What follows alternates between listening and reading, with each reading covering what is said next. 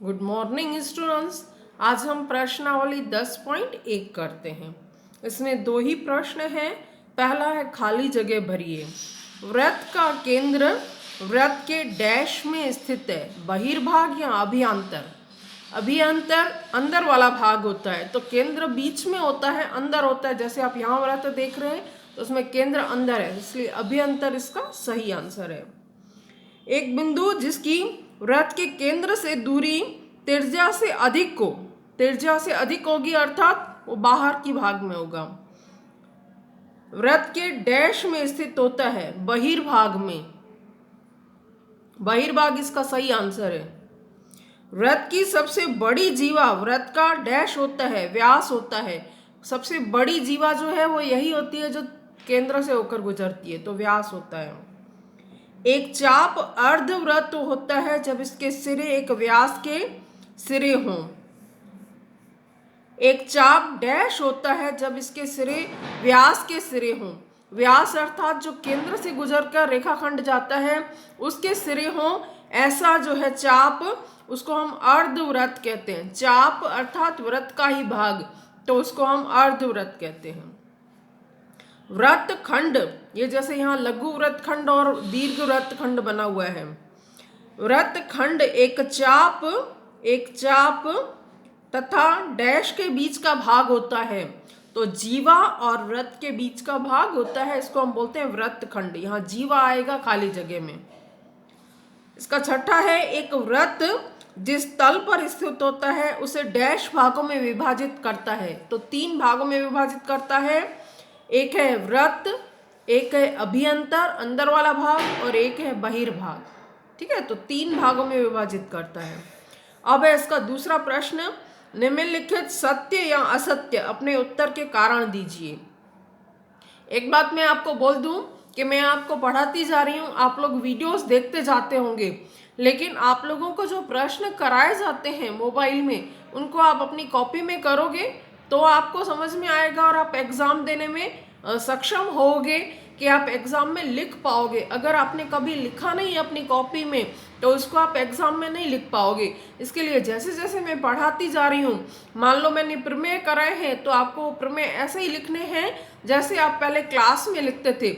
उन प्रमेयों को आप लिखेंगे अपनी कॉपी में। अगर आपको मोबाइल में लिखने में थोड़ा दिक्कत हो तो ऐसे ही प्रमेय आपकी किताब में भी सिद्ध किए हुए हैं, आप उनको वहाँ से देख करके भी लिख सकते हैं। ठीक है। और जैसे प्रश्नावली करते हैं तो प्रश्नावली के मान लो हमने 2 प्रश्न किए हल, तो आप उन प्रश्नों को लिख सकते हैं और कर सकते हैं। प्रश्न अपना किताब में से देख के लिखो और उत्तर आपको जो है मोबाइल में पूरा समझाया गया है, उसमें से देख करके भी आप लिख सकते हैं। नहीं तो आपके पास एक ऐप है NCERT books and solution Hindi में, वहाँ से देख करके भी कर सकते हैं। पूरा उसमें हल दिया हुआ होता है, या फिर जो है आप उसमें जैसे जैसे समझाते जा रहे हैं वैसे वैसे आप करते जाएंगे।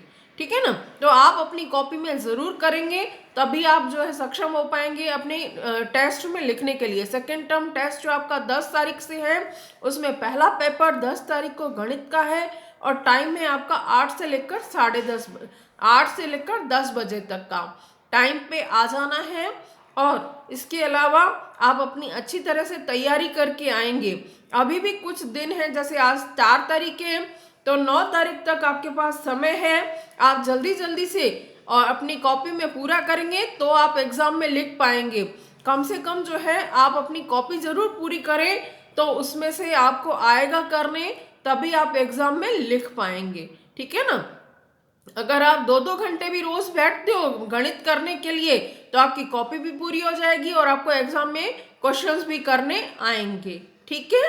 अगर आपको कोई दिक्कत है तो आप वीडियो को पॉज करके वहां से भी उत्तर पूरा लिख सकते हैं।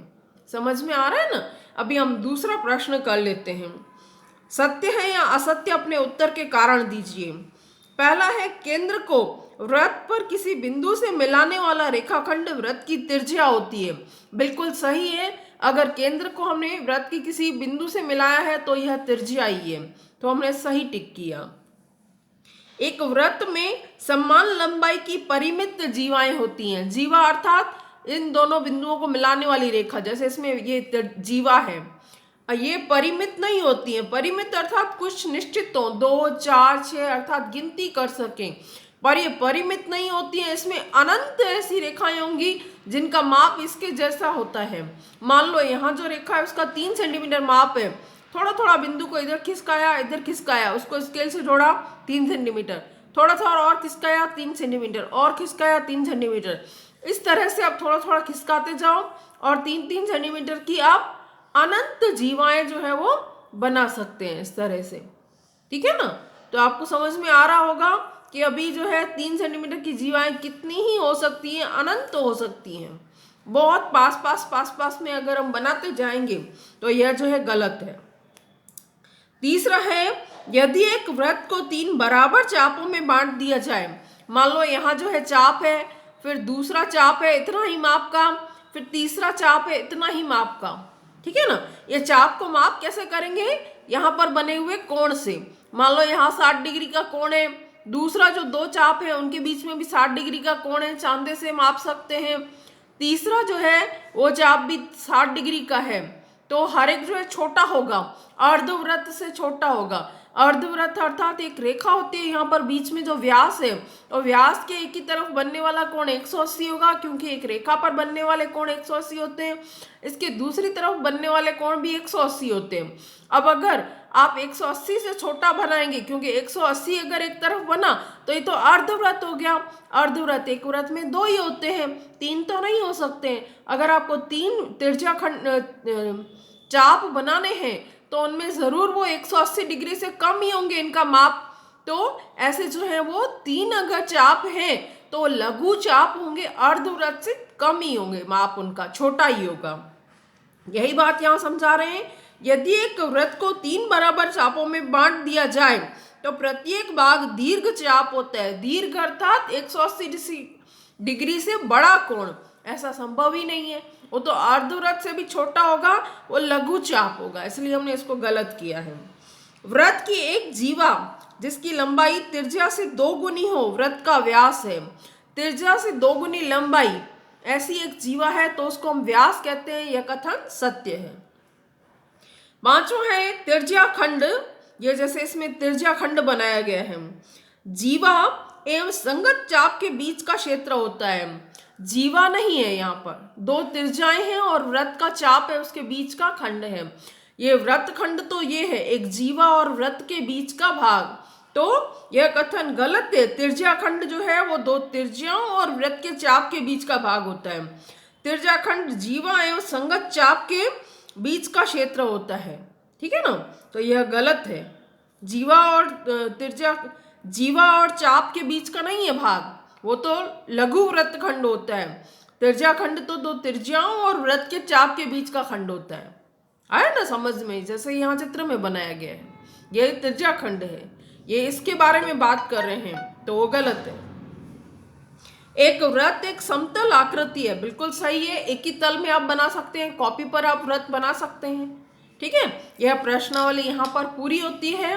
आगे जो है कुछ प्रमेय हैं 10.1 और 10.2 जिनको हम करेंगे, और उसके बाद में प्रश्नावली 10.2 करेंगे। Okay, thank you.